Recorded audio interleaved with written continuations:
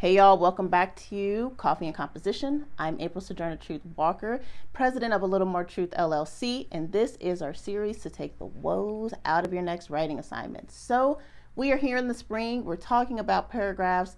Last week we talked about what the purpose of a paragraph was, and this week we're going to answer a question that I get all the time. I think it's probably the number one question about paragraphs that I get, and that's how long should my paragraph be? How long should a good paragraph be?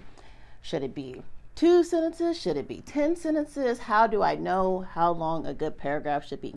Well, we're going to talk about that because I have some guidelines that you can use when building a paragraph to make it a strong paragraph that may be a little bit unconventional and not what you're used to hearing in your classrooms from other teachers about how many sentences should be included in a paragraph. So, as always, we're going to grab our coffee, and I told y'all I have mugs for days. So these are some of our new branded mugs again, and they'll be available for sale on the website in the summer if you're interested in that. But grab your coffees, let's sit down and really talk about how long a good, strong paragraph should be. Alrighty, so before we dive into the perfect paragraph length this week, as always, if you feel like you need a little more tailored help for your writing project, go to our website, alittlemortruthllc.com, and see how we can be of service to you. Alright, so the question we're tackling this week is, if I have 5 sentences, 5, is that enough for one paragraph? Well, it just really all depends. Sometimes a complete thought with the supporting evidence that it needs to be fleshed out can be in 5 sentences. Sometimes you may need more, and there may even be times where you can do it with fewer sentences. I know that's not the yes or no answer you're probably looking for, but that's because it's not a yes or no question. It's all about fleshing out your idea, fleshing out your thought in a paragraph, not so much the number of sentences you have. So let's keep going. What is the most common challenge that I see students facing?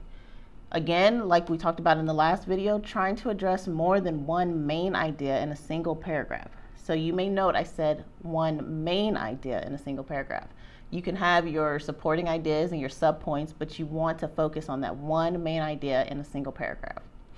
So here are some ways that I think are better metrics for deciding if your paragraph is quote unquote long enough rather than the sentence count. First, you can read the paragraph by itself and understand what's going on.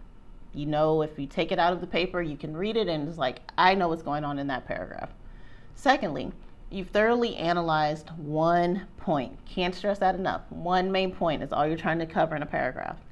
And then thirdly, the thought you're trying to convey doesn't just end abruptly. You don't get to the end of the paragraph and feel like you jumped off a cliff and you don't know where you're going to land. All right, so let's look at a paragraph. And this is from a student essay. The goal of an advertisement is to create a lasting and unforgettable image or saying that is universally understood. The pathos of guilt and obligation to your country is central to the effectiveness of the Uncle Sam recruitment poster. One of the most famous and enduring posters is the Uncle Sam recruiting poster from World War I. The "I want you for the Army" saying and character painted for the poster have become part of patriotic culture in America. This poster has a lasting effect as an advertisement and on those people who want to create advertisements. The simplicity of the design as well as the use of color and font create a multi-layered, impactful design. This allows the poster to resonate with generations of viewers. All right, so that is a lengthy paragraph. It has 7 sentences total as it is. But if you look at the highlighted sentence that I have here, you can also see the comment that I wrote to the student, which was the idea of that highlighted sentence is actually already implied in their first sentence, and it's stronger in their first sentence than it is when it's stated here in the highlighted sentence. So I would consider taking it out. And then just another comment to the student that doesn't really have to do with taking out their sentence, but just making a sentence stronger, is the highlighted word design wasn't really the strongest word, and it was repetitious.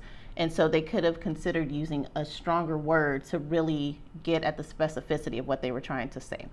So if the student took out that one highlighted sentence that I said isn't as strong as the first one, their paragraph would go from 7 sentences to 6 sentences.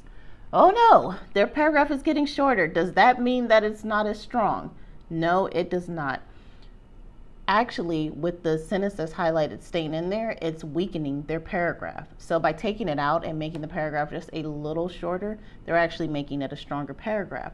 And if they wanted to even tighten it up a bit more, there is some other sentence repetition in here and thought repetition in here that they could take out and probably get the paragraph down to 4 sentences, which I know doesn't fall in line with the 5-sentence paradigm, but it would make it a stronger paragraph, and it would meet all of the metrics of, can you read it by itself and understand what's going on? Have you thoroughly analyzed one point?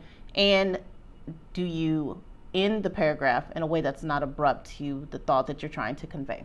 So again, the key takeaway for this week is there is no magic number of sentences to build a strong paragraph. You simply want to express a complete idea, a fully developed idea in that paragraph. So if it takes you 4, if it takes you 7, let it take what it's going to take, but don't feel compelled that at 5 sentences you have got it and it's all there and it's strong, or that you need to push it to 5 sentences, because either way you can undercut the strength of your writing. All right, as always, if you're ready for more, visit us at alittlemoretruthllc.com, and we will see you in the next video.